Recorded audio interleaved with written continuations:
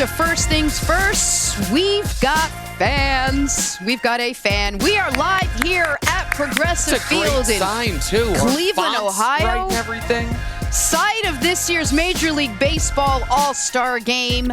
Site of last night's epic home run derby right behind us here where they are. I had it's a little quiet security now. watching our stage area because they put a couple bombs out here. Oh, they had to protect it. It was powerful last night. We're going to talk some baseball. We're going to start, though, with a little basketball, and let's talk the Lakers. So after rumors of the team going after big-name point guards like Kyrie Irving, like Kemba Walker, like D'Angelo Russell, and not getting any of them, LeBron James reportedly said, no problem, I got this. And maybe he's right. Last season, LeBron averaged the third most assists per game in the NBA. So LeBron James playing point guard, what do you think, Nick? Would that be a good move and a good fit? LeBron's essentially been a point guard his entire career. Even when playing with Kyrie Irving, he would bring the ball up the court very often. He would initiate the offense. I love this move. Potentially. The reason you do this is so you have more positional flexibility up and down the lineup, and because you don't have any great option in the traditional point guard sense. There's, to go bottom to top on the roster, there's Alex Caruso, who actually played well in limited minutes last year, but he can't be a starting point guard. There's Cook, who they brought in, obviously, Quinn Cook from Golden State, who is a knockdown shooter, but he's a limited defender. He needs to be your eighth man, your ninth man, if you're a really good team.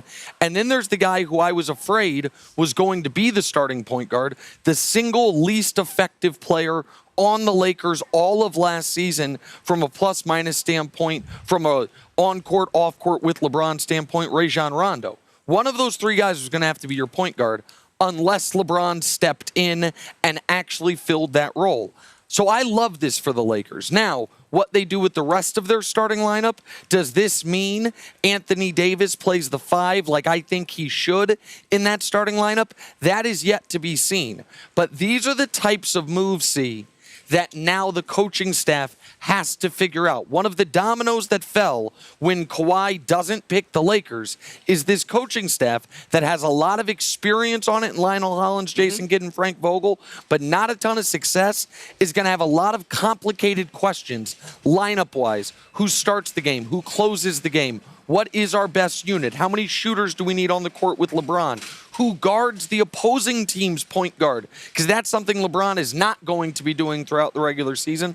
Those are questions yet to be answered, but at first blush, LeBron as a point guard, I think makes a ton of sense. The first time you ever saw LeBron James play basketball, if it was in high school or if it was the first year he was in Cleveland, you would know that he had unusual ability to be able to find people, to understand passing lanes, to understand the game. Besides his unselfishness, it's probably his most dominant skill. I know people look at his body and his overall durability. Yes, that's been a tremendous asset. But his ability to understand passing lanes and understand how you set up offenses, that to me has been one of LeBron James's biggest skills that he's been able to have. Eventually, he was going to be able to move to point guard. But the thing with LeBron, and one of the issues or problems, is he got so many skills.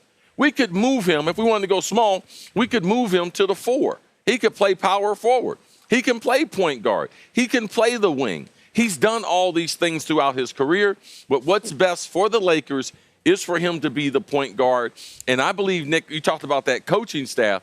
The coaching staff's going to have to juggle not only some veteran players with some younger players on that bench, but they're going to have to juggle the personality of Rondo and Boogie Cousins. Traditionally, they have been starters. Yes. They probably, at this point in their career, still don't want to come off the bench for a number of different reasons. But if they can convince them that it's best for the team for those two to lead their bench, their team got a lot better. And Anthony Davis, at this time in his career, I pointed out yesterday, he's always said he didn't want to play the 5. The NBA is totally different now. Right. There's not a whole bunch of centers, and it's to their advantage. Regardless, he's not a center, but for him to play the 5, especially starting out these games, even though him and Boogie Cousins will share some minutes on the court, I believe that's the best lineup for the Lakers starting out. I know we're placing a lot of emphasis on LeBron playing point guard, but how important is the starting lineup? Is the starting lineup the finishing lineup? Is the one that we're going to see all season long? Is it, created in cement? Well, so listen, so it's not created in cement, but people say this a lot. It's not, and you hear this in high school ball all the time. Don't worry if you're not a starter. It's not who starts, it's who finishes. And I understand that teams, the Warriors, throughout their run, very often did not start. In fact, almost never started Andre Iguodala, but he closed games. But listen, some of the guys, Lakers Film Room is a great Twitter account that I follow, and the guy who runs it pointed this out, and it's a really good point. When you look at the end of the year, what lineups play the most minutes? For every team, it's their starting lineup. That five-man lineup will play 2.5 to 3 times more minutes than any other five-man lineup on the team. And all minutes aren't exactly equal, but all minutes count. And if you're going to have a starting lineup that does not give you the best chance to win, the best chance to be effective, you're putting yourself at a deficit. So, Chris, to your point, you're right that the league's different than when Anthony Davis came into the league. One of the reasons he didn't want to play center, I believe, is the physical wear and tear of having to bang down low with big bodies. Yes. How many teams have a Joel Embiid that's going to make you bang down low every night? Only a handful. Right. Only two. There's only one Embiid. There's only 2 or 3 guys similar to him. The best lineup for the Lakers is LeBron at point, Danny Green at the shooting guard, Kyle Kuzma at the 4, AD at the 5, and someone at the 3. I would argue Avery Bradley, the guy they picked up yesterday, because Avery Bradley can guard the opposing team's point guard. If they go with what I think a lot of people expect them to do, which is that one on the right with either Kuzma or Bradley in that third spot, if they go with Kuz, then without Bradley out there, with Boogie out there, then who guards the opposing team's point guard? It's a real question. So then I ask you this. Is LeBron James at point the best chance for the Lakers to win? If they had other pieces, is that where you'd want him? Well, I think LeBron's ability to play the point, he's going to get everyone the shots they need in the spots that they need. It's a dilemma that they have to face. What do we go with? Do we go with LeBron at the point, or do we turn it over to Rondo, which I don't believe the team is going to be as efficient? It becomes an issue. But they need to concentrate on that second unit. That first unit is going to take care of itself.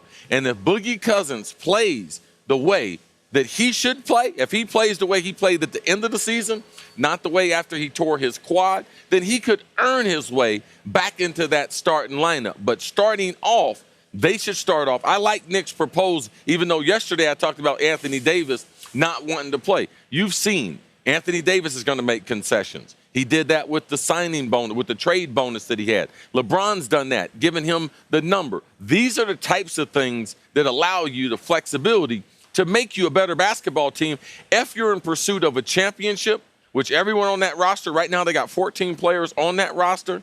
They're looking for one more player. If everyone's trying to win a championship, then it should be on the board that LeBron is going to play the point and AD is going to play at center. Well, and if you start AD and Boogie with LeBron at the point guard spot, all of a sudden the lane's jam-packed. You're not open. You don't have enough shooters. There's an element of what do we know works with LeBron? Spreading the court, finding shooters, and it is about managing Boogie's ego and convincing him you can be the star in your role as the leading offensive force for that bench unit. I think we should give Boogie Cousins benefit of the doubt because you mentioned something earlier when we were talking. Is this the Boogie Cousins that we thought after he came back from the injury, which we thought, man, 16 points a game, he's pretty efficient. When he tore his quad, he was a different athlete in the playoffs. Are we holding him pushing himself back from an injury that we didn't think he was going to make it back for and holding that against him compared to the Boogie Cousins who came back from the Achilles and was very effective playing with the Warriors during the regular season? If I had never seen Boogie take the court again after he tore his quad, I'd feel better about him. And so we talked about it this morning. It's a good point. Am I holding against him that he fought his way back knowing he was only going to be 40%? Because at that last month of the regular season, he was 20-11. He was playing well. But what you saw in the playoffs leaves it didn't look like he could jump over this coffee cup. Now, if that was just because he shouldn't have been out there and he was trying to fight his way to help his team, then I probably shouldn't hold that against him. We won't know that until November. Busy days ahead for the Oklahoma City Thunder. They got the largest draft package ever for a player when they traded Paul George to team up with Kawhi Leonard. But now Russell Westbrook reportedly wants a fresh start with a different team and is welcoming the idea of being traded. Might not be easy to move. He's got 4 years and $171 million left on his contract. Nick, should the Thunder actually try to trade Russ? Absolutely. If he wants to be traded, this is a situation where an organization owes it to the player to do what he requests. He could have, the Thunder would have been in fold the franchise mode if after Kevin Durant left, Russ had not signed that extension. The Thunder would have been in no man's land for the now and the future if Russ didn't, after they traded for Paul George, do everything he could to make Paul George feel welcome, feel like it could be his team, and to convince him to sign that extension at a party that I believe was at Russ's house on the first day of free agency last year. And I know Paul George is gone now, but the reason the Thunder have a potential future is because of what they're going to get back for Paul George instead of him just walking out the door in free agency as he could have. He is the best and most important player in the history of their franchise. I understand KD won an MVP there, but Russ then did as well, and Russ stayed. They owe it to Russ, now that they have pivoted to a rebuild, to not competing in the last few years of his prime, to move him and to move him to a destination of his choosing as long as that team wants him, because he has been so good to that franchise. He has kept that franchise afloat, and that franchise he has continually tried to get people to come to OKC and been successful at times, and now they pivoted against his wishes when they didn't have to, when they had Paul George under contract for another 2 or maybe 3 seasons. So yes, if he wants to be traded, they owe it to him. Yeah, they didn't need to talk to Russ to ask him, oh, do you want to stay here and play with a bunch of young players, not make the playoffs? Even though he would much rather lose in the first round the way they have been doing. But they tried to trade him to Toronto. They understand Russell Westbrook better than anyone else. You can't put Russ in the locker room with a bunch of young players. No, he doesn't have that type of personality. He's not going to be able to continue to lead this organization in good faith. They got to trade him. You got to trade him before training camp. There's no need to even try to move into the future, try to set a plan of action for these younger players, knowing that ultimately you're going to probably move Russ before the trade deadline. So, yes, the organization. I'm not as far as Nick, they owe it to him. Russ is getting paid. That's also, he signed that deal because it was the max deal that he could get. No other team could pay him more. So I'm going to give him credit for opting into the deal, just like Damian Lillard. So there's a little business on that side that benefited Russ also. But after back-to-back triple doubles, they got to move off of Russ and give him a chance to be able to lead another franchise. At this point, there's no way it seems like they would get what they got for Paul George, no, trading someone like Russell Westbrook, even though he is only 30 years old. But where should he want to go play? I know you mentioned he should be able to dictate at least an idea of where he wants. What team would you like to see him play for? Well, so there's a lot of talk about he and Miami, and I don't know if he and Jimmy Butler fit, but that would be an interesting team. It would certainly be a playoff team. I think it's a team that could get out of the first round in the East. Miami could trade Dragic and Winslow and make the money work. The problem is Miami doesn't have any picks to include. Those picks actually Oklahoma City already has. And because Oklahoma City has those Miami picks, they are de-incentivized to make Miami better. They want Miami to be as bad as possible because they control Miami's draft. Some people have mentioned the Bulls. I think the Bulls are an interesting possibility. But see, I'm going to say a team nobody's talked about that I think works for all parties, and that's the San Antonio Spurs. The Thunder are not trying to compete. They are trying to get under the tax and get off money. DeMar DeRozan only has 1 year left on his deal, and then he can opt out, and he will, because next year's free agent crop is so weak. If the Spurs sent them DeRozan plus maybe Lonnie Walker plus the kid White, who we saw in the playoffs play well, maybe both of those or even just one of those guys, I think the Thunder could do it, because they just want to get off Russ's money. And if Russ is going to have any chance at evolving his game, doing it in that incubator in San Antonio with a coach who has tremendous respect for Russ in Greg Popovich. I think that would be a great fit. And if the Spurs are looking up and down the West right now and saying there are 7 teams clearly better than us, we need to make some type of change, this could be a shock to that system. So nobody's talking about the Spurs. Russ has played in Oklahoma City, so it's not like he needs the major market. San Antonio, to me, is a really interesting option. Yes. Popovich, he's been complimentary of Russ. Yes, he was on Team USA. But I learned this from Bill Belichick. When he plays against great players, he's always complimentary. And sometimes he'll give you some insight that you hadn't even looked at it. But if that player was available, Bill Belichick still don't want him on his team. Now, he might be complimentary of him. You know, I admire him from a distance. But he can't play in my system because I want guys to be able to share the ball. What about the workload management and how they're going to run the locker room? Russ is not going to agree to that. So when I'm complimentary of someone, that means, oh, man, I like this guy, but I might not want him on the show. All right? These are different things when you compliment people from a distance. No, I don't see him. He's not the type of player that plays in San Antonio. Last year, Russ joined a list that you don't want to be on. 6 players in NBA history that have shot over 400 threes and made less than 30% of them. Where does that fit into what Popovich is doing?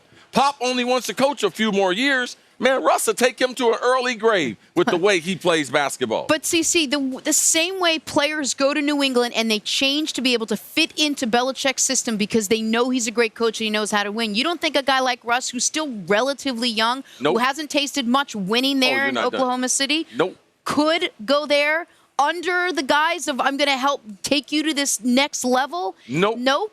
I don't believe Russ thinks there's a coach can take him to the next level. That was one of the problems in OKC. What was the coaching staff telling Russ? How his game was going to evolve. What has his game evolved into? He's less efficient than he was 3 years ago. Now, he put together 3 record-breaking seasons, but the efficiency from the point guard, how he's going to play, what about his temperament? Those things, as he has approached 30 and gotten older, they have not changed. But he's also never had a great NBA coach. Scott Brooks is a league average coach at best. Billy Donovan's a great college coach, has not proven to be a great NBA coach. Popovich might be the best coach ever. Also, the Spurs have enough other three-point shooting that they traded for DeRozan knowing he's a mid-range guy. Now, last year, Russ couldn't hit the mid-range shot. Last year, he couldn't hit free throws either. But previously in his career, that little elbow jumper, he was very good at. He gets to the rim. And here's the last thing I'll say about the Spurs, because you mentioned that Popsy doesn't want to coach that much longer. Pop knows that next year there's no free agents. He also knows that in order to get in the game in the Western Conference, you can't have LaMarcus Aldridge as your best player, your number one option. He wants to have any chance at reinventing the Spurs one last time, there's not going to be a player of Russ's caliber available. Good and great coaches do not want to coach all types of players. Did we not see the example of Kyrie Irving? Is he not a great player? He's a great player. Is Brad Stevens, what kind of coach is he? I think he's a great coach. Okay, well, how did that work out? That one didn't work out. Okay, it's a great example. His style does not fit the style of the coach. The coach's style is far more important than the player. It's time for stories to start your morning. Who knew? He's a good-looking guy. Still is. Yesterday, the Lakers agreed to a 2-year deal with Avery Bradley. It's worth $9.7 million. Bradley expected to provide a boost to the team's perimeter defense. Nick, what do you make of the signing? Depends on what Avery Bradley you're getting. You getting the Avery Bradley we saw in Boston when he was a spectacular defensive player and a above-average three-point shooter, or the Avery Bradley the last couple years since he suffered some lower body injuries where he's just become a league average defender? If he can be 85% of the defender he was in Boston, then this is an important addition for the Lakers. It's very important for the Lakers. I think last year what he did with the Clippers, you could start to see some of the explosion come back. I think he started 49 games there last season. He is a legitimate NBA starter. His overall ability will be paid dividends, though, once they get into the playoffs. His versatility on defense is needed by the Lakers. All right, moving on. Yesterday, Magic Johnson tweeted, quote, "Laker Nation, I'm dreaming about the fourth quarter Lakers team with LeBron, AD, Danny Green, Avery Bradley, and Kyle Kuzma. That's almost unbelievable," quote. Nick, are the Lakers the best team in the NBA? Unbeatable, I think is what he said. Well, let me make sure. Yep, that's what he said. Unbeatable. I don't know if I can call them the best team in the NBA. What I can say is this: Magic doesn't always have the most accurate takes, but that closing lineup, if I were running the team, that would be my exact starting lineup. If LeBron's going to start at the point, you put Avery Bradley in the starting lineup so he can guard the opposing team's point guard. AD's your starting center, plus Green and Kuz. That's their best five-man unit on paper. Jenna, you pointed out that Magic, he retired so he could run the Lakers on Twitter. It's a great tweet by him. It's very, very obvious. Those are his better ones. I think someone's writing those tweets for him. Oh. No, I'm serious. Okay. Well, that would be an unprecedented Siri? move. Last night, Christian Yelich did not Someone less participate in the qualified. Home Run Derby, but the reigning NL MVP will be playing in the All-Star Game tonight on Fox. Yelich, batting .329, leads the league with 31 home runs. Nick, he's your guy. How impressive has Christian Yelich been? Well, listen, he's been spectacular, and if it wasn't for Cody Bellinger, he'd be running away with the MVP. For him to be outdoing what he did last year and winning the MVP, it's remarkable. I don't think anyone saw him duplicating last season. He's actually having a better season this year. The only reason he's not the runaway favorite for MVP at the break is because of Bellinger and the Dodgers. And also you have to watch injuries. Watch his back. Watch and see if he's going to be able to stay healthy in the second half. We got a number of young players. Someone's going to get hot. And that baseball they're playing with is flying out of these ballparks. So it's going to be an exciting second half of the season. All right, the Home Run Derby took place right behind us here at Progressive Field last night. Vladimir Guerrero Jr. and Jock Peterson had an epic second-round matchup with Vladdy taking the round 40-39. But it was Pete Alonso who took down Vlad in the final round for the $1 million prize. Alonso, the first Met to win the event since Darryl Strawberry back in 1986. See, how impressed were you with all the power you saw from those bats last night? It was amazing. And I got to give Major League Baseball a lot of credit. It was an exciting night that leads up to the All-Star game. Nick, you've talked about it a number of times, number of different situations. How can we make these festivities better for the fans, better for the players, because if they participate, that's when everyone wins. But, man, you got to put some money on the line. Like they did. And Major League Baseball put $1 million on the line, and we were concerned. No Aaron Judge.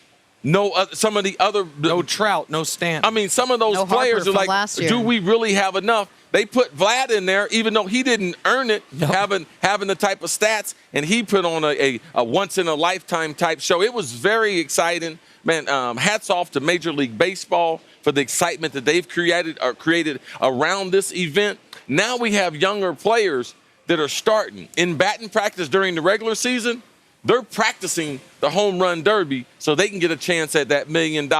Much respect to Major League Baseball, an exciting event last night. Just real quick, Jenna, on the $1 million, and Swish brought this up yesterday, of your 8 participants, 7 of them making $1 million or less for the season. So the not having the big names probably helped how much these guys cared about the money. I mean, Mike Trout would have been awesome to see in there. When you got $500 million coming to you, you're not as incentivized. Vlad Guerrero is making $550,000. Pete Alonso's making $550,000. So they had a chance to, more than double or nearly double what they're making in a season right there in the Home Run Derby. Go ahead. Well, I was going to ask you about Vlad Guerrero. Yep. I know he didn't win, but he was the star last night. This is a guy who hasn't even shown that much power in the regular season. 181 players are hitting more home runs than Vladdy Guerrero is right now. But, man, he showed up last night. We were talking about that earlier. You love to see what you did Well, from listen, him. he's one of the top pitching prospects of the last half decade, or one of the top hitting prospects of the last half decade in all of Major League Baseball. He obviously comes from a Hall of Fame lineage, the great Montreal Expo and other teams, Vladimir Guerrero Sr. But Vlad Guerrero Sr., different type of player than this guy. While he had enormous power, he was lean. He would swing at pitches all over the plate. He had a clear zone last night. He was hitting it right there repeatedly. And we've never seen a performance like last night. He's now 5th for all-time home runs in the Derby in a career, and he's only played in one of them. He saw 207 pitches last night, swung 195 times and hit 91 home runs. You know what it reminded me of, C? Josh Hamilton, who once hit 28 home runs on 38 swings. He didn't win that derby either. But does anyone remember won that derby? I don't. It was the Josh Hamilton home run derby. This will always be the Vladimir Guerrero Jr. home run derby. The overall endurance for him to be able to swing after swing after swing, and you're not talking about home runs just barely clearing the fence. I mean, he's hitting 400 feet bombers. But like I said earlier, these young players, because you could see video of him in batting practice this year, he's put on displays a lot like what we saw last night. But the overall endurance to me was phenomenal, because when you look at baseball players, you don't think of the three major sports that they're the best athletes. Last night, you could see some of that athleticism on display. See, of those 91 home runs, they averaged 425 feet. Average home run of the 91. Listen, we had Rob Manfred on the show yesterday. We don't have him on today. I am putting a request to the commissioner of Major League Baseball. He should get $1 million as well. I know Pete Alonso actually won it. He hit 34 more home runs than Pete Alonso did. Give him the $1 million as well. There's no salary cap in baseball. There's no violations. He deserves it. He was. I'm going to volunteer my Hall of Fame hands, and this is what I want to do. I want to be on the end of the conveyor belt.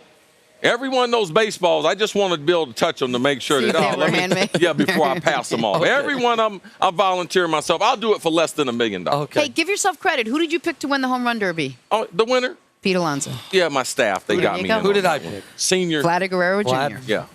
Let's get back to the NBA now. Now that Kawhi has made his decision to join the Clippers, we're getting Dusty's last name? More insight into how and what really went down. Initials. A new report says that Kawhi reached out to Kyrie Irving and Kevin Durant before recruiting Paul George. See, should KD have chosen to play with Kawhi instead of play with Kyrie? Well, this is one of the things that I thought was probably the most intriguing about Kawhi. How he was very, very aggressive. Now, I knew that he was going to talk to at least one player. And it was expressed to me that he would have a conversation with Kevin Durant when the time was right.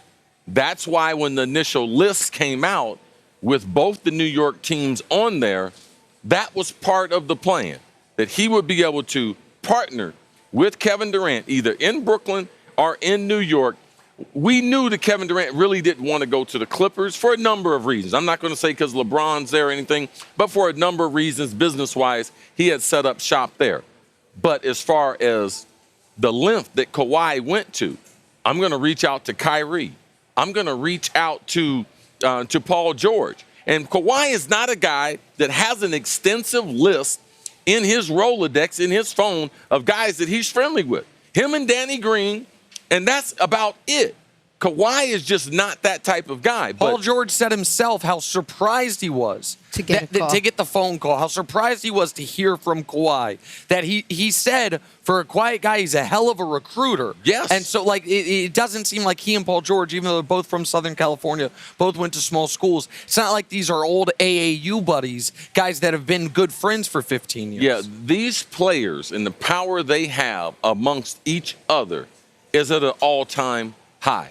But that part for Kawhi Leonard, to me, was I had a great deal of interest in that, who he was going to talk to, partnering up, because he realizes I can't do what I did last year in Toronto.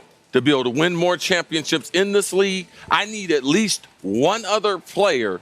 And I'm glad that he took control of the situation compared to having agents, having teams. Right now, this is a player-driven league, and we saw that in free agency with Kawhi Leonard. All right, so 2 points. One is on the process you described. Kawhi, I hope everyone on television, radio, newspaper, internet, who's had all this energy for crushing LeBron, for trying to recruit guys, for crushing LeBron for allegedly doing with Anthony Davis what we now know Kawhi did with Paul George. Go to a team, go to your team, demand a trade, come to my team. And LeBron trying to add best players possible. I hope you keep that same energy for Kawhi. Now, I don't have to worry about that because I don't mind the recruitment. I don't mind guys trying to add other players to their team. That's the first point. The second point is this. On its face, it would seem, if you're Durant, who's the better guy to play with, Kyrie Irving in the city of his choosing, essentially, Brooklyn, or Kawhi Leonard, either with the Clippers or the Knicks potentially, or maybe Brooklyn and Kyrie's just kind of left out in the cold, that Kawhi's obviously the better player, and he is the better player than Kyrie Irving. But I think Kevin Durant made the absolute unequivocal correct decision. Because if Kevin Durant, especially coming off the popped Achilles, where he's going to potentially miss this season, with Kawhi Leonard having just won a championship and a finals MVP, if he teams up with him, then he's in a similar position he was just in with Steph. Whose credit? Who's the best player? Whose team? All of that. Kevin Durant, even though he won those finals MVPs, he doesn't get the full unquestioned credit for those. He had to go somewhere they hadn't won before, and somewhere where when he's on the court, he is the unequivocal best player on the team. Absolutely. If he's trying to climb the only mountain he has left to climb. If he wasn't worried about that, he could have stayed in Golden State for the most money with the best teammates around him. So I will not criticize Kevin Durant one bit for choosing Kyrie over Kawhi because, yes, he wants to win a championship, but in a certain manner with a certain team, and I don't know if Kawhi would have been available to him. To me, Kevin Durant earned the right to be able to pick and choose where he wants. So to me, no matter where he would, I wouldn't have criticized him. He's earned it. But I totally disagree with you saying that Kawhi Leonard has a better basketball resume than Steph Curry. No, I said he's better than Kyrie Irving. As far as Kyrie is concerned, to me, the friendship wins out over anything. Yes. All right? Like, before I was hired at Fox and in the interview process. Oh, I love memory lane. They gave me the opportunity, Cris, who would you like to do a show with? Is there someone out there that you feel like fits into the mold of what we're trying to do? And at that time, given other people's contracts and everything, because I didn't know Nick, hadn't met Nick yet, but they gave me the opportunity, and I made a list of guys, but none of them were available. And none of them would have the chemistry to be able to do what we do in the mornings, or they didn't have the reputation that they could do something like that. But that list was based on people you were friendly with, people you had a relationship with. Absolutely. Right. So at some point in your career, you want to work with people you love. If you get the opportunity to be able to work with people, or you can select the people you're going to work with, you're going to do that every trip of the train. Okay? Because it's not about money. It's about who do I want to go forward with. And the relationship between KD and Kyrie, to me, it just proves out to be true. Because Kevin Durant had real options. And right now, the hottest basketball player in Kawhi Leonard, the first phone call he was making as far as someone he wanted to partner with was Kevin Durant. And I totally get why Kawhi would say KD would be his first choice. But let's just, for the moment, let's just act as if the relationship KD has with Kyrie, he had the exact same one with Kawhi. Don't you agree that for Kevin Durant, when we talk about the last mountain he has to climb, is one that would be difficult for him to climb if he's doing it alongside another guy who's already won a championship the way Kawhi just won that championship? As long as he wasn't going to the guy's team. As long as he wasn't going to the team that had drafted that guy and he had built up all that collateral. Steph Curry was two-time MVP, and that was the team that he was on. So Kevin Durant could have partnered with Kawhi Leonard and still built his resume. If they went to, say, New York or Brooklyn. Absolutely, because they have the same basketball pedigree and resumes, basically. Even though if you might want to discredit Kevin Durant at Warriors 2 titles, but I'm not going to discredit him. Kawhi's got 2 titles. KD's got MVP, because that's something Kawhi doesn't have. 2 finals MVPs. To me, they are very similar as far as their basketball career. Look, if parity's the thing you want, everything worked out the way it was supposed to as far as evening up every team right now. Listen, the league's the most wide open it's been since 2006, 2007. You got a third of the league thinks they can win the title credibly, and it creates, we'll see what it does television ratings-wise and whatnot, because TV ratings say people love super teams, but as far as interest in the regular season, as far as it mattering where you're seated in the Western Conference, those games, those big back-to-backs in February, everything will matter this year in a way it hasn't felt like it's mattered over the last decade. Talk some NBA now. D'Angelo Russell made his first All-Star team last season, and as a thank you, he was traded from the Nets to the Warriors for Kevin Durant. However, he did receive $117 million for his troubles. Russell was asked about his future, and he said he can't predict it. Nick, you think the Warriors can still contend with the addition of D'Angelo?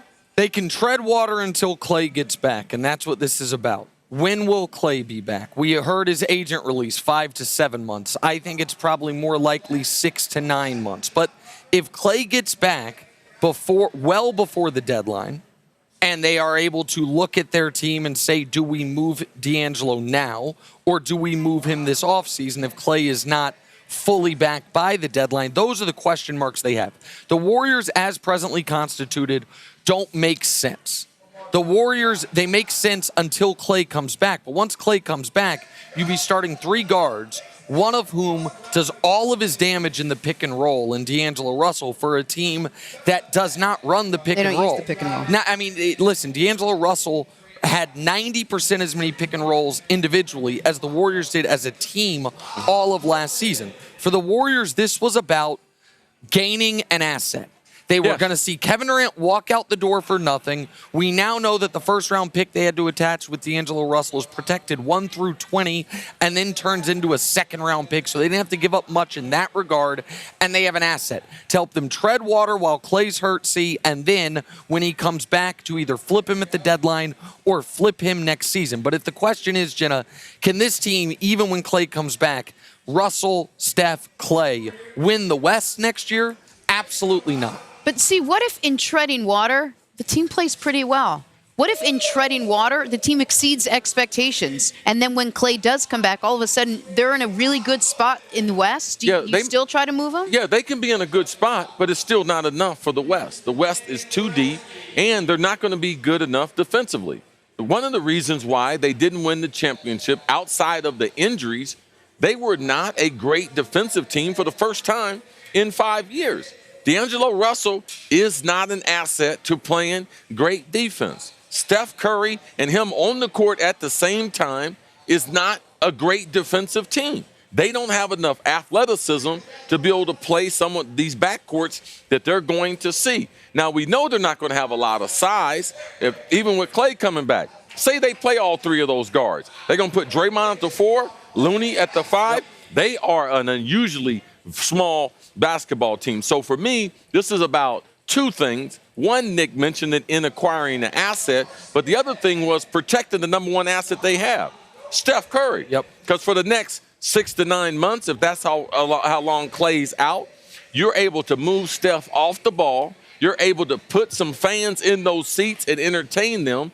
And Steph will be an MVP candidate when Klay comes back because of the style with D'Angelo Russell and what Steve Kerr and them will be able to do with him playing off the ball, which is a situation that Steph Curry, not like other point guards, he might be better off the ball than he is on the ball. And this is where the Klay injury and then the subsequent Iguodala trade and the D'Angelo Russell coming in, it is such a potential. It's just unfortunate because they don't make this. They don't do this if Klay doesn't get hurt, or if they do, they make it a 3-team sign and trade where they end up getting something different for instead of D'Angelo. This is about opening the Chase Center and having the team be credible. And your point on saving Steph Curry's legs, not just for the end of the season, but for future seasons. They have a long-term investment in Steph, and they expect to be able to contend years in the future. That's all super important. But where there's the missed opportunity is this. As much as they were going to miss Kevin Durant on the court, in the locker room, we now know there was an era of the Warriors and KD, that KD and Kerr didn't have the greatest working relationship. If they had been able to keep that core together and just have a rallying moment of, let's try to do what we did before he got here, that would be an interesting team. Instead, Iguodala, one of their best locker room leaders, is gone. You bring in D'Angelo Russell, and every time we discuss this, I'm going to remind the audience, he's going to make $27 million next year. Draymond Green's going to make $18 million and be looking for a max contract extension.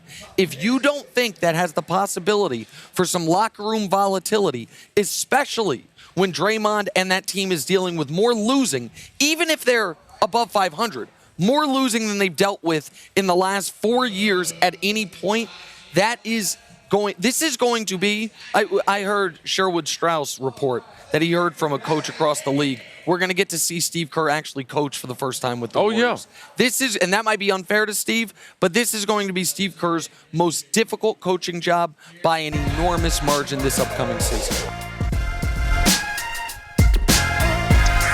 Welcome back to First Things First, live from Cleveland, side of the All-Star Game. Joined now by Fox MLB analyst Tom Verducci. Hey, Tom, thanks for being with us. It's good to be here. Oh, we're having a good time. Hey, what'd you make of last night? It was so much fun. And I don't care if Vlad Guerrero is, 20, 21 years old. He's got to be in the hot tub all day today. I got sore watching him take all those swings. He was exhausted. That was quite a show, though. He was spent. A lot of power. Cece, you were talking about that. So much power you saw last night. Young power.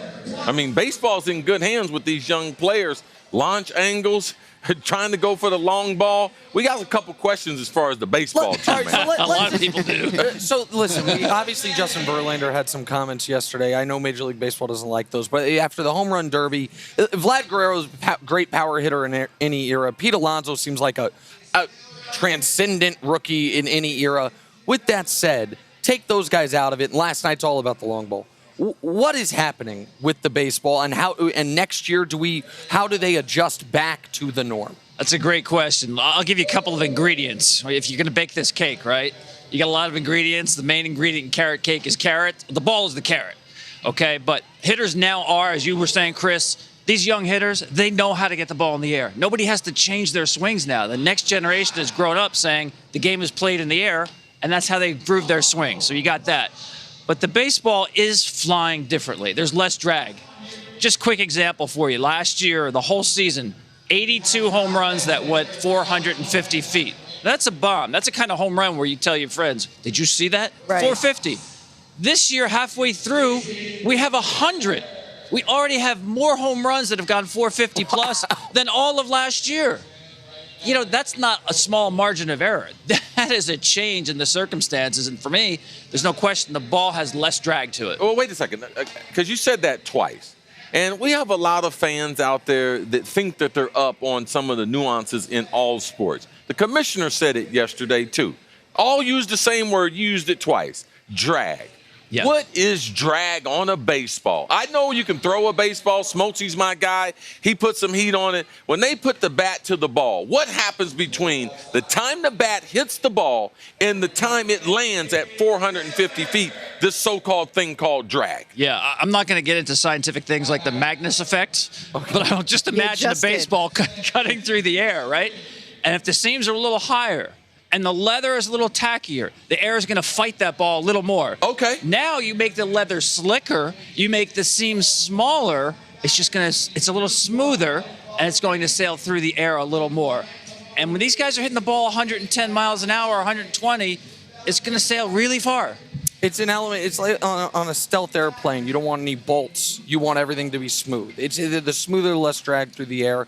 And that's when the commissioner yesterday said it's a handmade product, that those little adjustments, that the height of the seams can decrease the drag just enough to make not these 450 footers, but 314 footers that would have been 328 footers. And that's, you know, in Yankee Stadium or other places, that turns them into home runs when they otherwise wouldn't. Exactly. And what Justin Verlander told me was that he now has a blister on the side of his thumb where his slider comes off.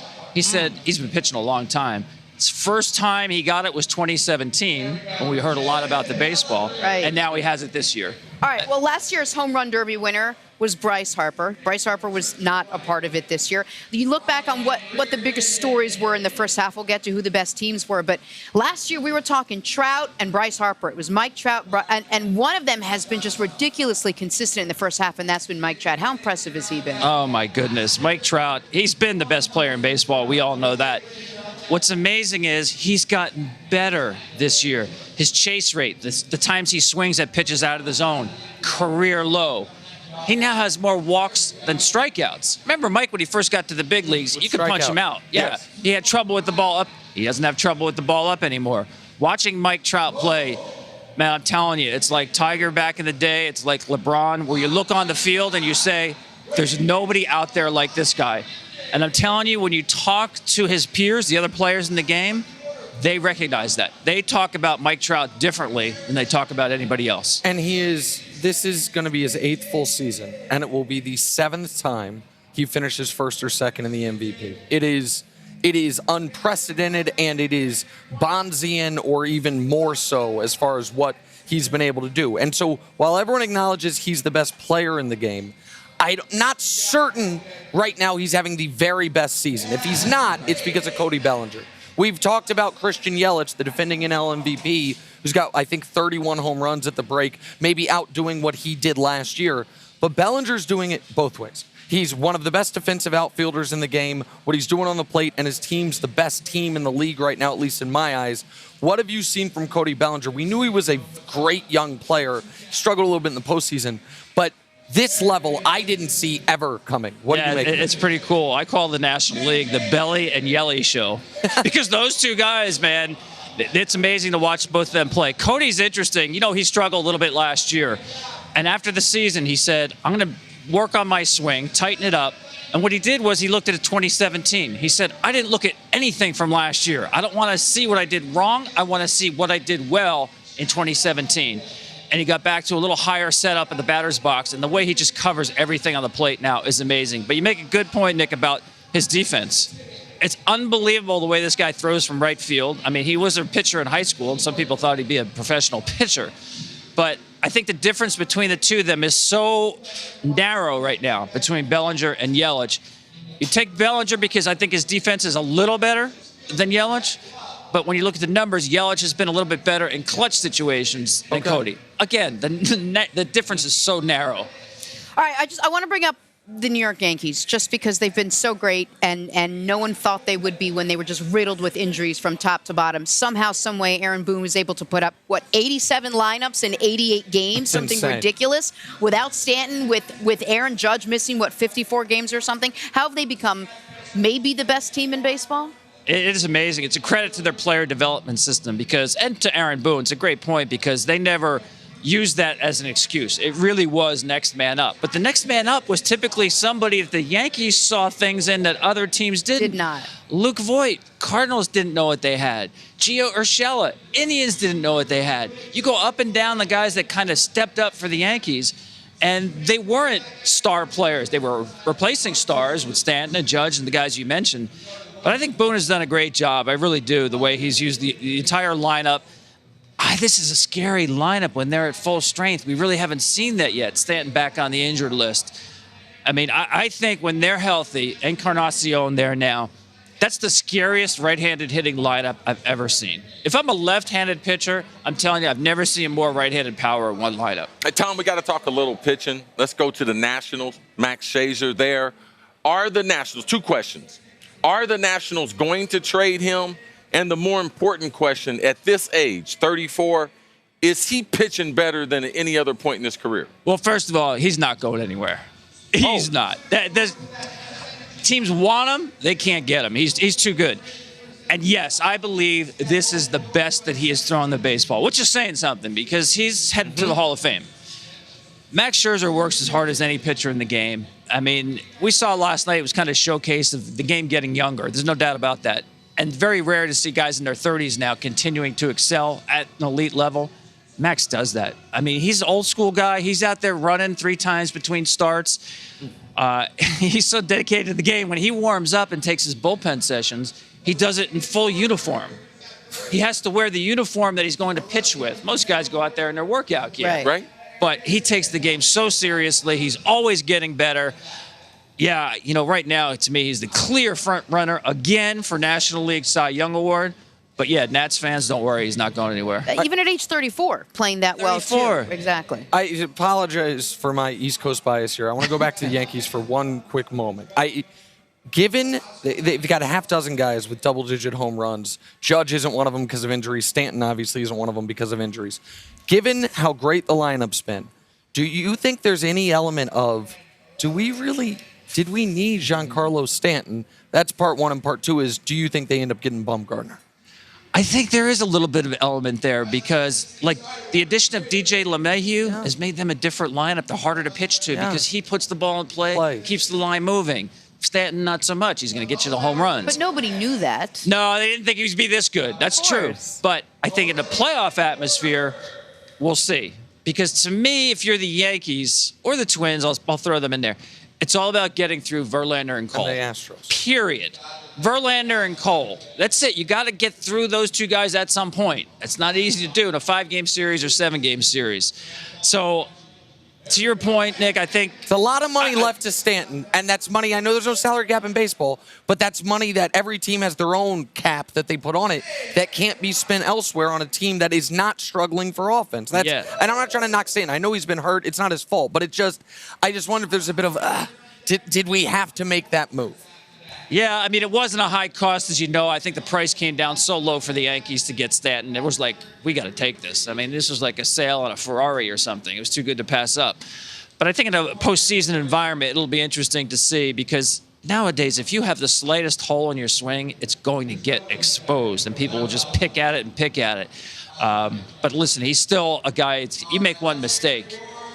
Giancarlo Stanton hits the ball harder than anybody in baseball, period. Now, contact rate, that's an issue, but he's scary when he's on. Another team that's hitting the ball, explain to us how the Dodgers have won Major League Baseball leading 60 games this year, including what they've been able to do in Dodger Stadium. It's unbelievable what they do at home, isn't it? I mean, there's a lot of people. Last year, at least, there were questions about, do they have cameras out there? They hit the ball like they know what's coming in Dodger Stadium. Yeah, 37 out of 49 wins there in Dodger Stadium. But you know what, Chris, in today's game, they have kind of mastered this whole launch angle thing, getting the ball in the air. Used to say at Dodger Stadium at night, it was hard for the ball to carry. It doesn't matter to Max Muncy and Bellinger and these guys.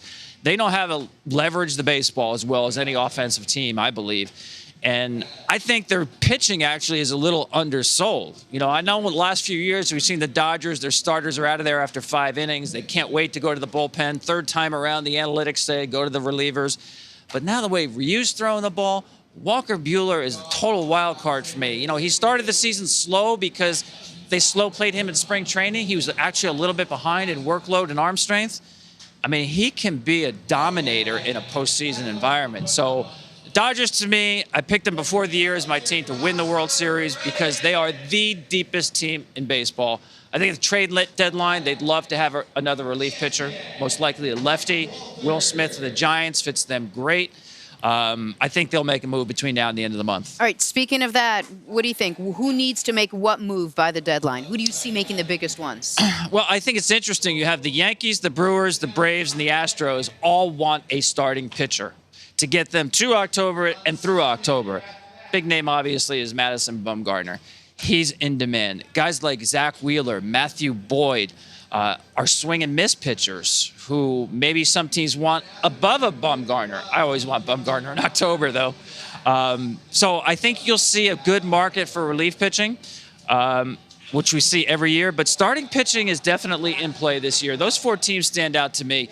Milwaukee, the Braves, the Astros, and the Yankees for a starting pitcher. All right, I got screwed last night on my bet on Vlad Guerrero Jr. for the home run derby. And well, you kind of won. 90% of all his other bets, any other sport. Yeah, I kind of won. I should tell that to the guy I owe the money to. Who's the pick for tonight?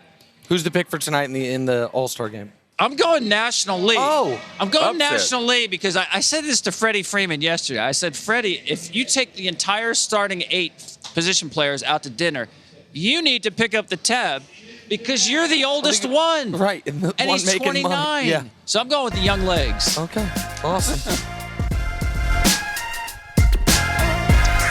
Let's get back to the Lakers where we can all Everybody can't come to work like you, man. After all blinged rumors out, white gold, Diamonds yellow on gold. diamonds. of the team going after big-name point guards like Kyrie Irving and Kemba Walker and D'Angelo Russell. LeBron James reportedly said, no problem, I can play point guard. Last season, LeBron averaged the 3rd most assists per game in the NBA.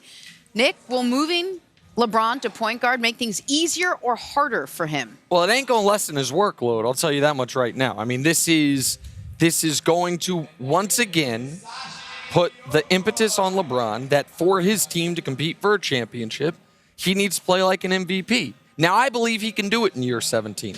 I don't believe LeBron is yet to a different phase of his career, despite the injury he suffered last year being the first significant injury of his career. And by the way, he has been transitioning to even more of a distributor over the last few years than any point in his career. He's played 16 years in the NBA.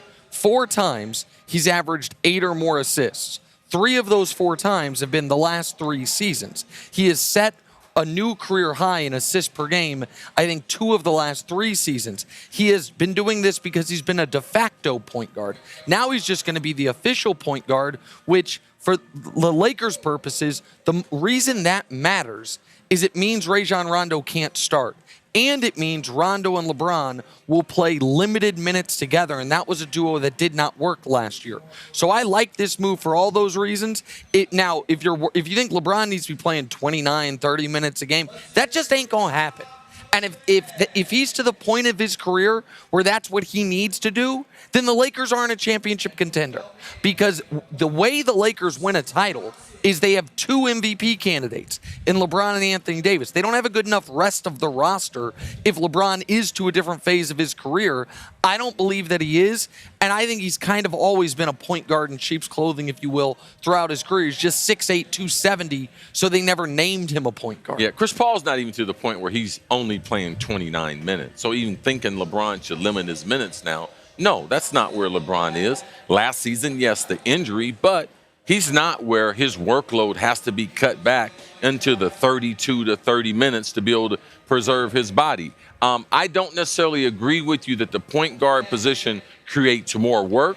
No, it doesn't, because he's just working a different way. I believe LeBron's going to average a triple-double. Don't believe he'll get the 27 points, but I do believe he'll average double digits in assists and the rebounding naturally, because he's going to be trying to get the ball out on the break. And the Lakers aren't that big. So for me, look for a triple-double from LeBron. I believe him and Steph Curry are the number 1 and number 2 candidates to be MVP this season, even though it's season number 17. What you want to watch for with LeBron playing point guard, it's some of the same things. Now, he has a higher basketball IQ and more experience than Ben Simmons, but just watch spacing on the court. Watch when LeBron, if he's not at the point on the offensive end, if he's on the wing or in the corner, does he realize he's got to be the first line of defense to be able to get back? And when you don't play the post, when you're playing in the post and playing on the wing like he has predominantly throughout his career, sometimes you find yourself out of position. So that's the thing that I'm a little more concerned about. Spacing, how he's going to get back on defense, and understanding the defensive responsibility of a point guard. That's going to change how he's going to play a little bit. Does LeBron playing point guard affect Anthony Davis at all? What he can and cannot do, where he will be? Well, here's, to me, no, it doesn't. And this is why it is more of an announcement as far as title and starting lineup than actual role. Because if they went with the lineup I thought they were going to before, or not that I thought they were going to, that I wanted them to, which was if you're going to start a real point guard, have it be Quinn Cook and not LeBron, then LeBron's still going to be the guy bringing the ball up. LeBron's still going to be the guy initiating the offense. Quinn Cook's going to be spotting up to shoot. So now the real question for the Lakers is this. If we know LeBron is starting, and we know Anthony Davis is starting, and I feel like we know at $15 million a year, and he should, Danny Green is starting. I know, you want Kyle Kuzma to start, and I think he should start. He's probably their 3rd best scoring option. Yes. Who is the 4th guy, or the 5th guy? Is it a wing in Avery Bradley, like I think it should be? Or are they going to go with this jumbo-size lineup starting Boogie? And if you do that, then who is guarding the opposing team's point guard in the West when you have Russ and Steph and Harden or CP3 and Dame and all these guys?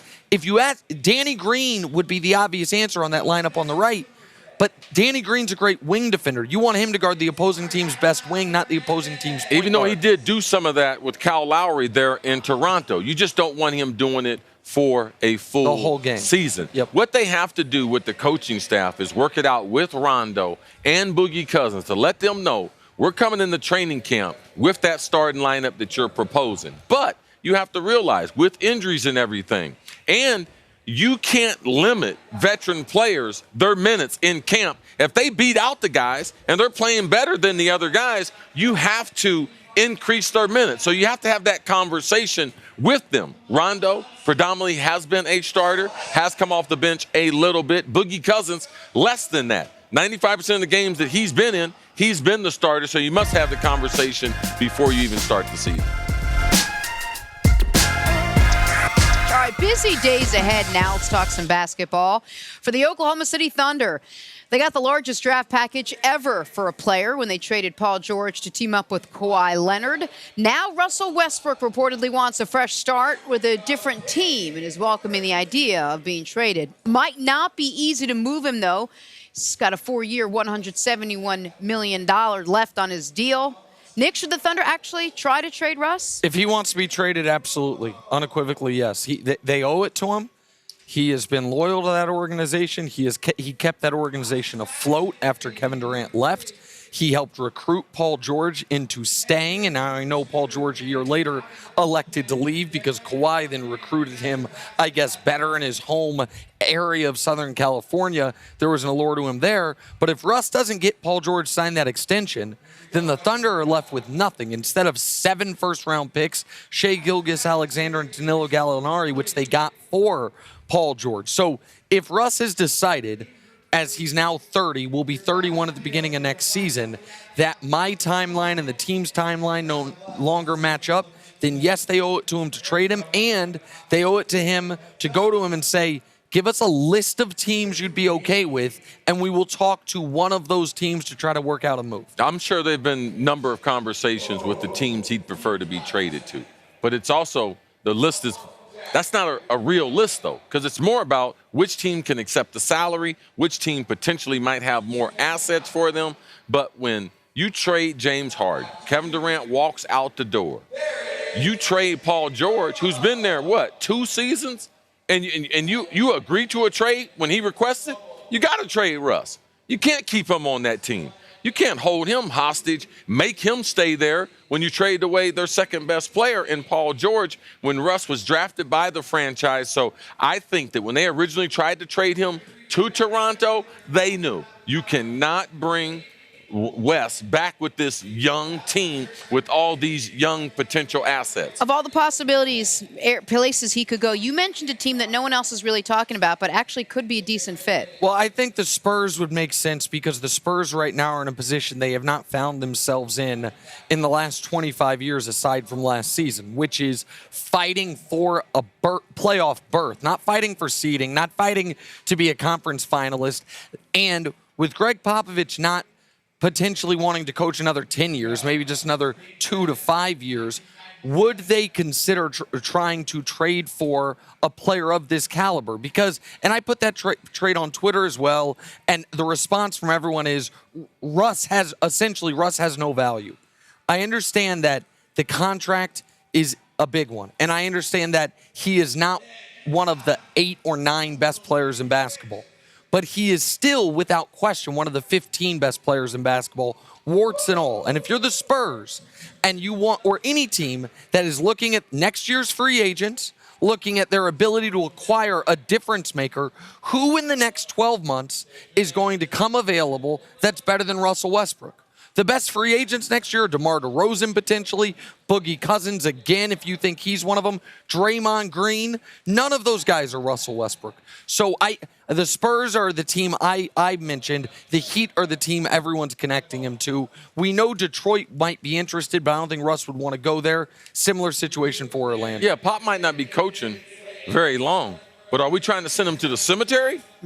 Because Russ could cause that for him. See, I don't believe all players can play in all systems and for all coaches. Bill Belichick, man, he talks about players when they play them. Man, sometimes he gives you insight as far as players, what they can do. But if that player became available by a trade or a free agent, Bill Belichick doesn't go after those players, even though, just like Pop, he's complimented Russ. Oh, he's admiring him. He's on Team USA. But admiring you from a distance compared to, I'm getting ready to invite you into my locker room, a culture that I have taken 20 years to establish, with one player you can ruin it? Oh, absolutely not. I do not see Russ as a fit for Popovich, regardless of how well the free agent market is next season. He can't be true to his brand and what they teach if Russ is going to pound the basketball and searching out for triple-doubles every game. So, to me, it's just not a fit. And I do have a lot of respect for Russ and how he plays the game. Back here, first things first, live from Cleveland for the All-Star Game. Harold Reynolds is in town as part of MLB Network's All-Star Game coverage, including the Red Carpet Show, 3 p.m., and on MLB Tonight at 6, and he's here right now joining us. Good morning. Good morning. Thanks for having me. Good to see you, Harold. Can I just tell a quick story? Oh, we'd love it. I just want a quick apology. Last night, Harold and I are staying at the same hotel. We get into the elevator together. I obviously forgot what floor I'm on. I forgot my card, all of it. All over the place. I faked it. I got off on his floor. I walked around 3 times. I said goodbye, and I walked back and tried to figure out where I was from. So like, I just embarrassed myself in Cleveland. Completely. And I said, no, Harold, I do a show. It's reputable. You're going to see tomorrow. It's a real show. So anyway, Jenna here Wolfe, we are on the real American show. Jenna Wolfe, the same person on and off the air, as evidenced I by told that. her, though, I watch the show all the time, and You I'm did? glad she's on it because she holds you two in check. That's exactly I love what he it. said. I talked to him yesterday. He did tell me that. Truth. What'd you think of last night, Harold? The home run derby is amazing. Well, you know what? The round with Jock Peterson and Vlad Jr., amazing. Now, one thing I didn't like was the fact that, you have a couple guys get 14, they advance. The other guys are hitting 40, they're done. So we'll clean it up. But it was amazing. It absolutely was a great show. Would it be crazy to think that, okay, so maybe Vladdy Guerrero Jr. didn't do in the regular season what he did last night, but is it crazy to think maybe at some point he could have a career path sort of like his dad? Well, you know what? Most of the numbers, we're all into sabermetrics, it seems like, with baseball now. And when he came up, they were projecting him in the Hall of Fame already. I'm like, timeout. Yep. That's a lot to put on him. The talent is there. I think the one thing that gets overlooked is his defense. He's a great defender. So he's going to be a high-end talent. The first couple of years, this, Cris, you got to figure your way through a league. I don't care if it's NFL or baseball. And once you get that niche, the talent's there, you take off. So he's got a shot. But Hall of Fame's big. I don't want to put it on him. But Yeah, don't let them jump. But people like Nick and them, it's just so easy. Right from high school, put them in. Put them I with didn't the put best. him in the Hall of Fame yet. Give me a little. I need a local scouting report. My baseball team happens to be the New York Yankees. The show's in New York City. Man, 87 lineups in 87 games. It's amazing what they've been able to accomplish. True. And do they need to make a move before the trade deadline or at the trade deadline to be able to finish out the season to make them the best team in baseball? Absolutely. I think they're short with the pitching. I look at the Astros are the team to beat for me because you look at Verlander, Cole, you match up those guys in the postseason. Who's better? So I don't think the Yankees have that dynamic, okay, we can match 1-to-1 with everybody, the starters. The offense, the lineup, what Cashman's done with replacing players, amazing. But I still think they got to make a move. Now, here's the last thing I'll throw at you real quick. This trade deadline is unique. Yep. The first time ever, July It's a real 30th. deadline. Real deadline. No more trades after the 31st. So you'll see a lot of movement right now. So it's going to be good. So who is the number one pick then for you? Bumgarner, or you like Stroman, or somebody else for the Yankees? For the Yankees, Bumgarner's hard to pass on because he's so tenacious. He brings that nastiness. That And an knockdown, all-time that grit. postseason guy. He's an all-time postseason guy. The stuff isn't what it was a few years back. So Stroman, in that sense, has the stuff. But he's been in that division for a long time. The thing I like about Bumgarner is he's never been in the American League. So you're giving him a new look to a whole different league. And when you get in the World Series, so to speak, he knows those hitters he'll be facing. So I think it gives him a little bit more of an advantage. We had Tom Verducci on here a little earlier, and I brought up the name Mike Trout, and he heaped so much praise on this guy. What did he say? You look at him on the field, and it's like you see LeBron or you see Tiger Woods. He just stands out so much. Is there someone you can compare him to, or can you put it in perspective, just what kind of season, what kind of stretch he's been having the last couple of years? Well, I played with Ken Griffey Jr. for his first 4 years or so. And I always told people Junior wasted 3 years in the big leagues by going to high school. He was that good. Wow. All right. And Didn't play much baseball in high school either, Cincinnati Moeller. Yeah, we he come did from not. the same little area. Yes. And he traveled a lot with his mom and dad. So, but Mike Trout's got that special talent, and he is rare air above everybody else. And you see it. What's cool is yesterday I'm running around down on the field, and everybody gravitates to Mike Trout. And he's got personality, he's got charisma. You're starting to see it come out a lot more. But the talent is unmatched. And so to say, who does it remind me of? I guess Griffey would be the closest thing I can think of. And there is an element of, you mentioned the comparisons, where in the peak of LeBron or the peak of Tiger Woods, there was no debate who's the best in their sport. The debate was about who's the second best in the sport. Right. And the answer to that question might be Christian Yelich. Over the last, I know the Triple Crown is a season-by-season award, but if you were to do 365 days in the last calendar year, 56 homers, 142 RBIs, 348 batting average, that would be a Triple Crown from All-Star break to All-Star break. To you, is he right now the leading contender to be the second best player in baseball? You know what's so great about that is you can throw 5 or 6 guys in that conversation. I mean, you can't ignore Cody Bellinger. Start looking what he's doing right now. Yelich, no doubt about it. Aaron Judge, he isn't playing this year, and he's going to be healthy the second half. I still think he's one of the great players. So Bryce Harper, it's amazing we haven't mentioned his name in that conversation. Or Machado, as much money as they're making. So it's great to have that conversation of names, but Yelich, what he's done in the last couple seasons is ridiculous. Harper and Machado, before we move on. When you look back on those moves, I mean, have they lived up to the expectations? Last year we were talking about them. We were talking about Trout. We were talking about big money being floating around, who was going to go where, who was going to get paid. Trout staying consistent. It seems like the other two maybe not quite as much. Well, I think it's a full season, one, but right now they're doing what they needed to do. The Phillies are in first place, at least last I checked. I think they're right at the top. And then San Diego's relevant. I think they're going to be a playoff team. So that worked in that sense. But I look at the numbers. Harper's got 16 home runs, like 60-some RBIs, and everybody's like, he's having a bad year. Right. I'm sorry, but that's on pace for 30-plus homers and 120 RBIs. He's only had 1 year where he had 100 RBIs. So maybe we expected way more than what he's doing. And Machado, for me, I think it's the biggest crime. He's not here. This guy's got 20-plus homers. He feels like the best in baseball.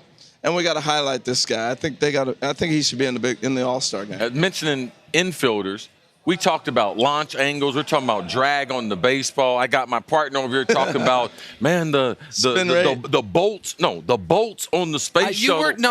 Listen, you were talking about drag on the baseball and why seams matter. Well, I was trying to give an analogy someone mentioned drag, but they didn't explain so I was trying what to explain drag it. was. It's like on an airplane where you don't want bolts. You want it to be smooth on a stealth aircraft so it can cut through the air. Besides NASCAR, you don't hear about drag. See, this is what I love, because usually she goes, okay, let's get to where we're going. I let them go on ahead. for a little bit. I'm just watching. Me and Jenna on the same boat with that drag thing. What are they talking about? Okay. But back to baseball, the analytics of it, launch angle, more home runs. Okay, I got all that. What about those middle infielders? Because right now I'm coming to you as an expert.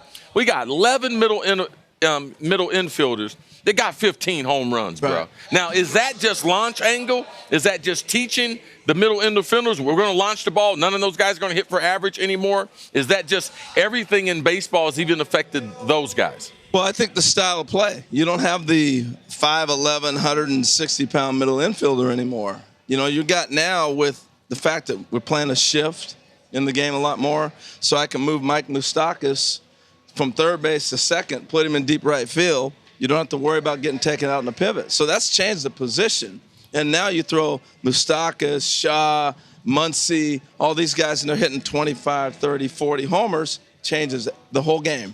So the way we're playing the game right now with the shift and whatnot has changed the style of play. You see it in the NFL. All of a sudden, they decide they're going to not bump and run the receivers anymore. Mm-hmm. It changes everybody's numbers. So the same thing's happening in baseball. But Didn't think I knew that, did you? No, that was pretty good. it's allowed for a lot of slot receivers. You can have a different little flavor in the slot, too. It can't be physical with it. Yeah, no doubt. It's not just in the middle infield, though. There's been an uptick in home runs. Yes. I mean, especially, do you expect how sustainable is that now as we approach the second half of the season? Oh, they're going to continue flying. I mean, the ball's jumping. So whatever factory it came out of, it's going to continue to go. There's no doubt the ball's different. You feel the seams, it's different. And the ball's carrying, and the drag and all the other things you want to get into. That's real. But I think, it's funny. We were talking about this earlier. Every generation goes through different things. I would rather hear them talking about a juice ball than juice players. The testing's still now, you said solid. something there. The testing's solid. It's still the best in North America. We're not having guys getting popped for PEDs, and that's not the conversation. So that's a good thing. The other part of it, though, is the fact that as the ball continues to travel and guys continue with the velocity throwing harder, it's going to continue to happen. All Just right, is. we can't let you go without talking about the team that right now can claim to be the best team in baseball. They have the most wins. They have the best run Must be your differential. team. But no, okay. my team's might be the worst team in baseball, the Kansas City Royals. But the LA Dodgers. Yeah. The story on them, of course, the last half decade has been great seasons and cannot win championship. And get to the World Series even, can't win the championship. Do you think this year's different for the Dodgers? Well, I do. I think they're better. I didn't think this club coming out was as good as they were as they are right now. I thought they lost a lot with a lot of moves they made, but I think they're better than they were last year. Can they complete this thing? Yes. I mean, they got the starting pitching. Kershaw's come back. I was talking to Clayton yesterday. He said he hadn't felt this good with the back and everything, health issues, for 4 or 5 years. So if you get Clayton healthy down the stretch, I think Walker Buehler's one of the tops in the game. Ryu's throwing the ball great. And they still got a bullpen. A lot of clubs don't have a pen. So I think they can finish it off. They're the team in the National League, and I think Houston's the team in the American League.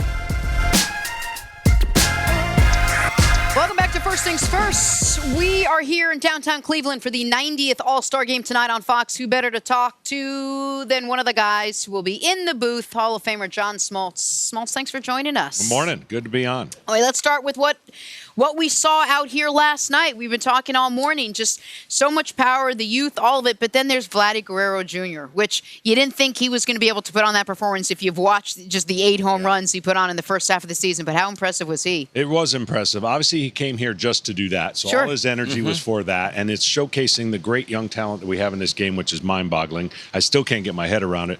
But what he did and how that thing played out, it actually hurt him for the chances to win it. It was a shame because he just was exhausted. How could you not be semifinals exhausted? against Jock, where it goes to Oh, overtime and then gosh. double overtime and then triple overtime, a double swing off, and ended I've up never being seen anything 41 like that. to Yeah. 40. I've never seen anything like that.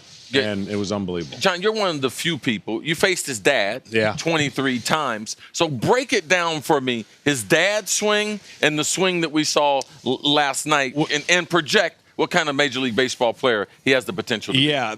First of all, most people who've been projecting these youngsters have been right. They've not disappointed. But his dad was lanky. He was a bad ball hitter. If I had to go back and face him, I would throw things right down the middle. But he threw it up in his neck or down on the ground. He was able to get to it. He was lankier, and he was just an unbelievable hitter. This young man is going to be a more powerful hitter, I believe. And he's still, and like his dad, on a front foot hitter where he gets all his weight down and he generates such, I want to say clubhead speed because I got golf on my mind, but it's bat speed. And I think the biggest thing is he's just prepared. I've never seen anything like it. You can't come to the big leagues at 20 and do what he did. So when you say he's just prepared, what do you mean?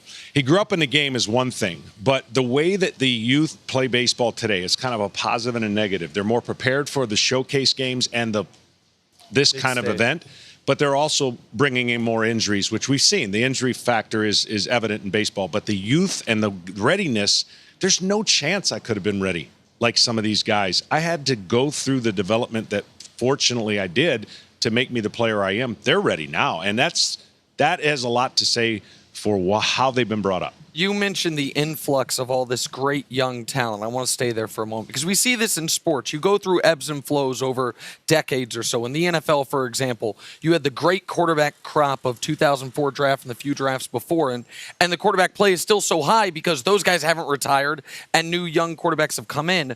Baseball, I don't want to say it ever went through a talent drought, but over the last half decade, you now have a half dozen to a dozen guys who all have come into the league that look like, well, he could win an MVP, he could win an MVP. How exciting for you is that to have so many young players that weren't in the sport a decade ago that are now already dominating or close to dominating the sport? It is, and my only wish, and it's the Pandora's box, is how do you give them the long career that we got to enjoy? Meaning, how do you keep them healthy with the pressure to get into the game as great as they are and as impactful as they've been?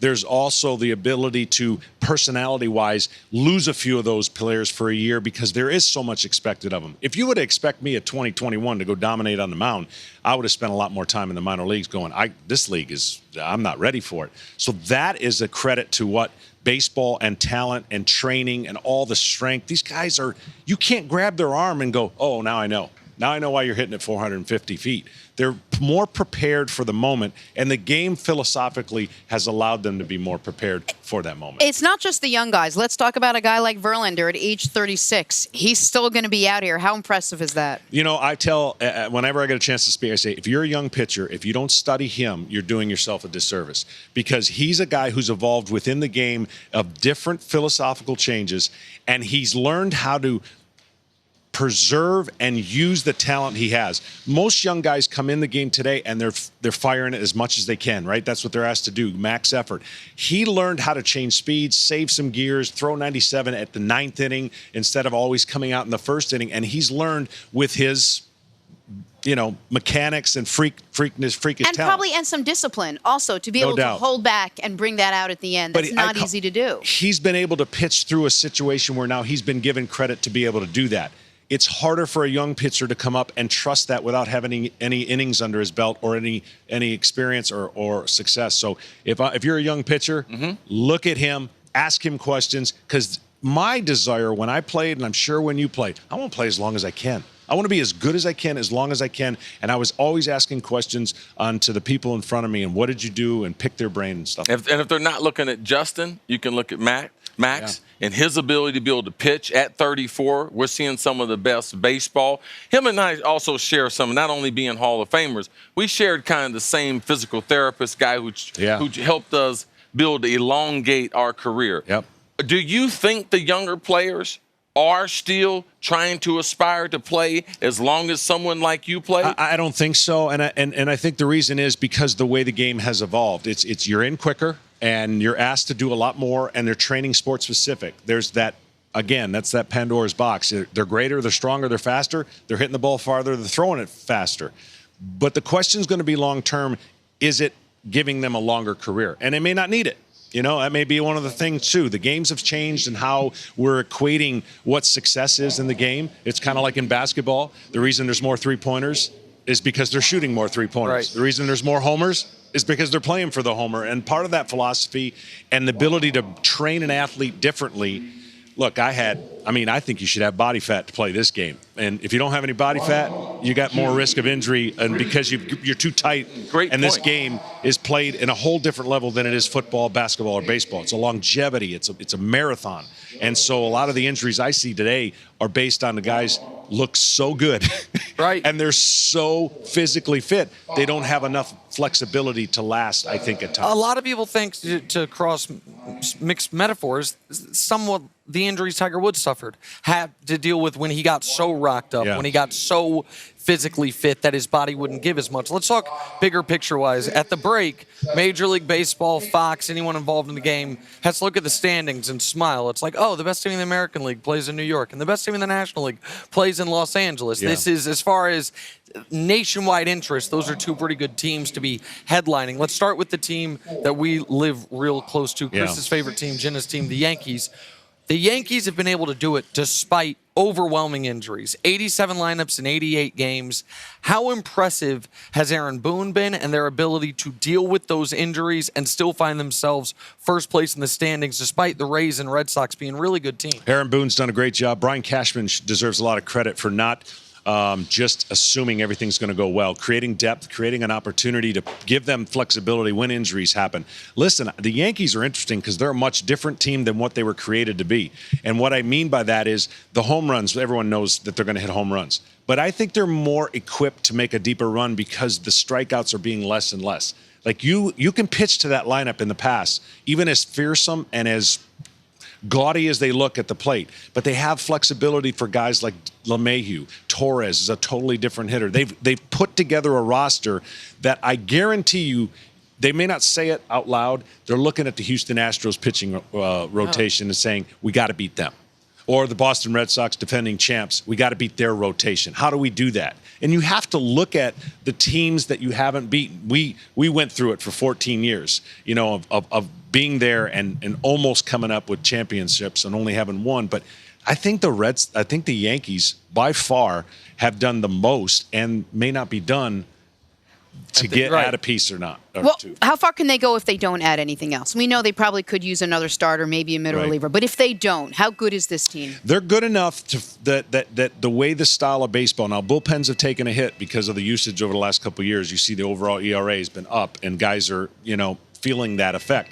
But their bullpen is as good as anybody. So their philosophy is we're going to make it tough for a pitching staff to get through our lineup. We only need 4 or 5 innings out of our starter. And I think if they get enough length in the regular season, then that gap grows, then that bullpen doesn't get exhausted, and they can make the run all the way to the championship. You've done a number of Yankees-Red Sox in the series, and that rivalry is special, one of the special ones that we have in baseball.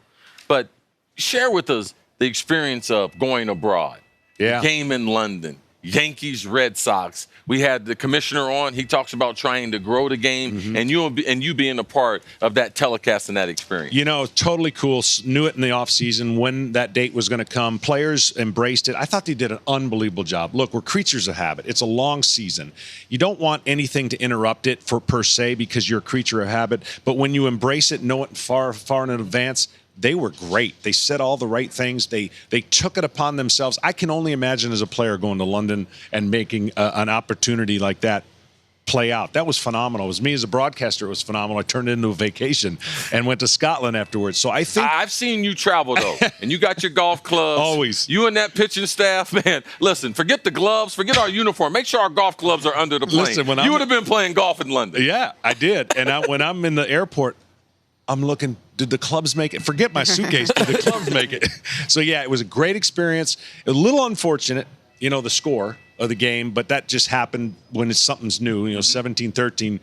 To introduce the game over there, I don't want them to think that's American style exactly baseball. indicative of Right. what you're going to see every time. But I think once players understand what's at stake and what can help promote the game that we all love, there's not going to be one of those what ifs, if we had only, because the schedule's brutal. You know it going in. So no need complaining about it. And it turned out, I think, fantastic. And they have great accents, but that's neither here nor there. All right, we talked about the best team. We talked about the best pitcher.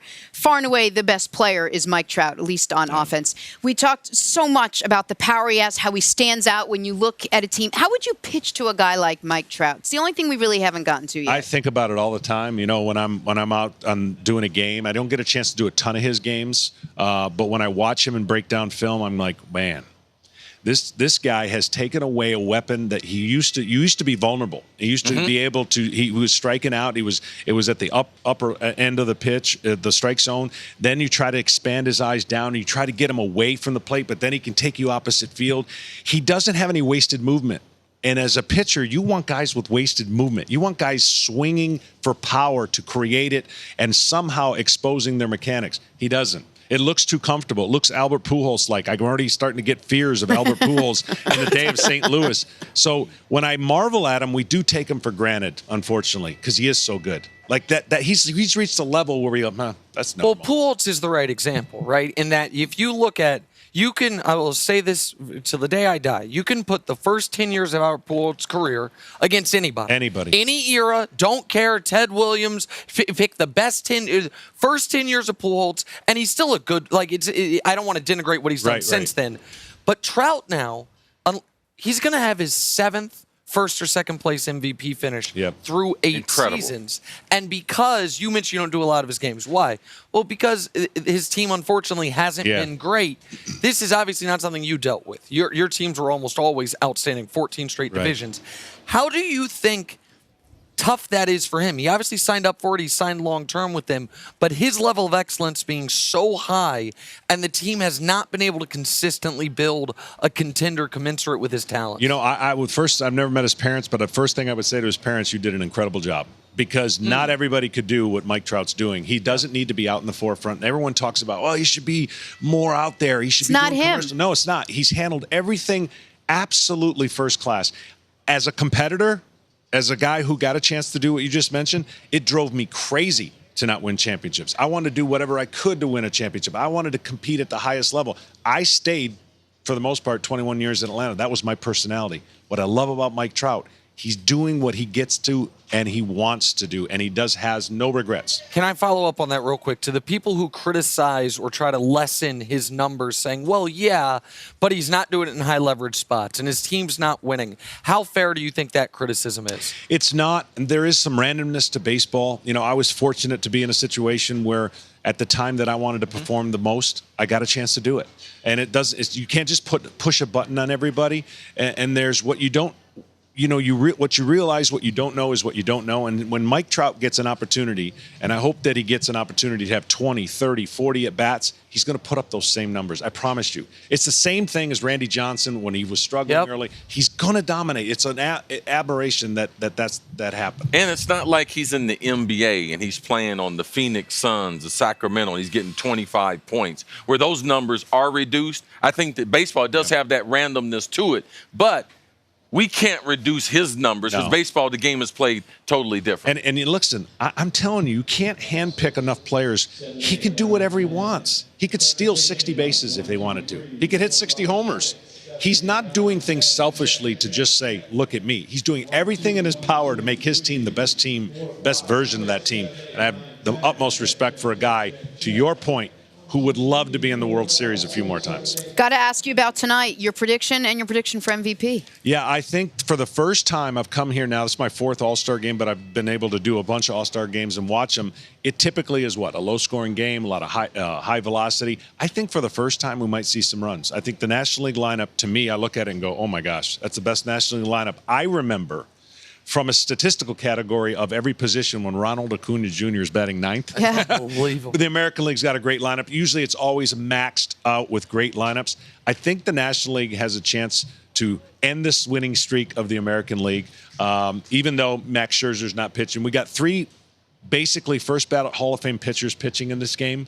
When you think of Kershaw and Verlander, and Max would have been one of those. But I think National League wins a game 7-4, and I think the MVP is going to be Christian Yelich. All right. Go. Very precise prediction. Yeah, really. I like that.